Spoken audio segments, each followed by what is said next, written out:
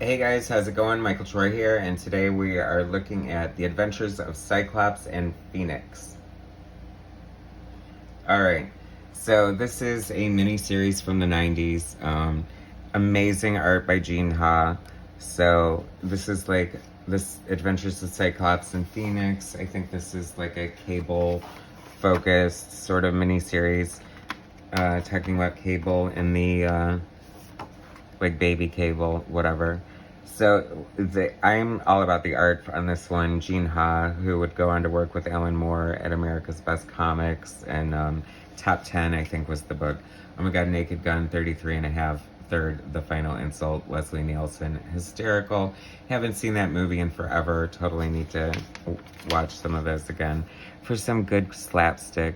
Look at this beautiful art. So this is Gene Ha, and I think I must have gotten this for the art back in the day. There's some incredible inking and hatching going on here, so I can't wait to see who the inker is. But, because, I don't know, I'm just, like, I could care less about Cable and all that crap, and future, blah, blah, blah, displacement, I don't know. Cable is just, I mean, this is Scott and Gene's son, and he was created by Rob Liefeld, so great.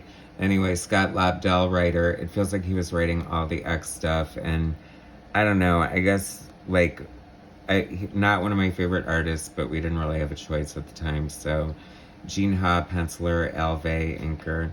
Oh, Alve, who inked Tom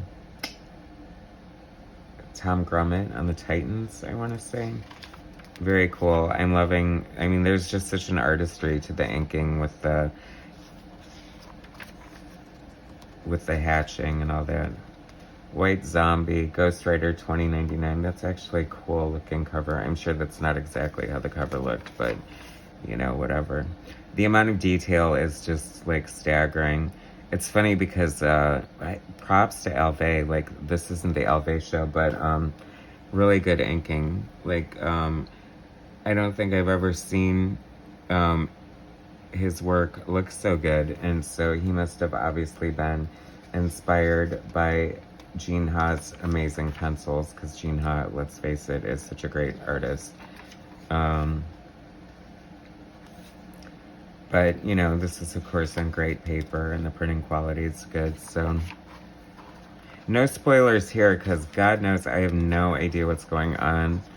Anything could be happening here. Is that Rachel? Yes, it is. I could tell by the her hound makeup. I always wanted to see more of like Rachel, like in her hound life. God, this art is so good. This is like it. I don't know if this is a compliment to Gene Ha and Alve or not, but it almost is like Michael Golden and Terry Austin, and I just think that it is really good. I feel like, so I only have the first 2 issues here, and I don't even know that I finished the miniseries, just because I could have cared less about the story so much, and I realized that that's probably blasphemy when it comes to the X-Men universe, but what can I tell you? Anyway, that was issue 1. Here's issue 2.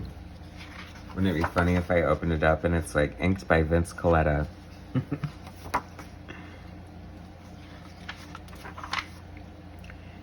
Scott Lobdell, writer, Gene Ha, penciler, Alve, and Terry Austin, inkers. Very interesting. My buddy Terry Austin came in to pinch hit. And since I said it looked like Terry to begin with, I'm not going to be able to tell when it's Terry and when it's Alve, but I'm going to try. This looks a little bit like it could be Terry, but I'm not sure. Be interesting to know. Just one of those things you'll just never know in life. That's a very cool face there. See, I'm also getting kind of like Terry Austin, Art Adams vibes too. You know, as far as the level of detail and just sort of the finish of the inks is reminding me of Art Adams, because the structure and the faces aren't really Art Adams to me. He's pretty unique. Like I'm saying, I'm also getting like some Michael Golden vibes, like just maybe the way the eyes are drawn and stuff like that. But this art is just beautiful. if you've never read this book or you haven't, I mean, the art alone is worth checking it out. But a lot of you X-heads out there probably care about Baby Cable and all that stuff, so that is an interesting character, the likes of which I don't think I've ever seen before.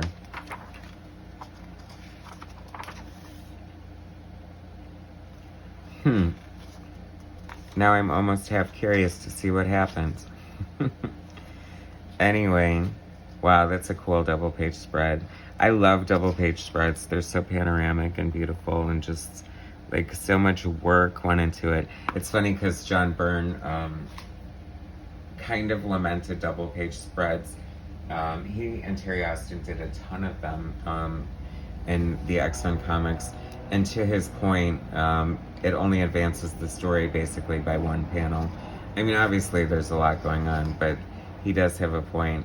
But they're just so gorgeous that they need to exist in the world and take advantage of the, you know, art form of comic books and be there for us. So that's the Adventures of Cyclops and Phoenix. Just a little taste there. Scott Lobdell, Jean Ha, Alvey, and Pinch Hitting by Terry Austin. So thanks so much for watching. Please subscribe to my channel, hit like, share my content, and I'll bring you some more later. All right, thanks guys.